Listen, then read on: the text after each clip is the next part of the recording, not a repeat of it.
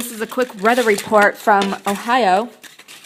And let me move this. But it has been snowing since around probably 6 this morning, my husband said, because he left.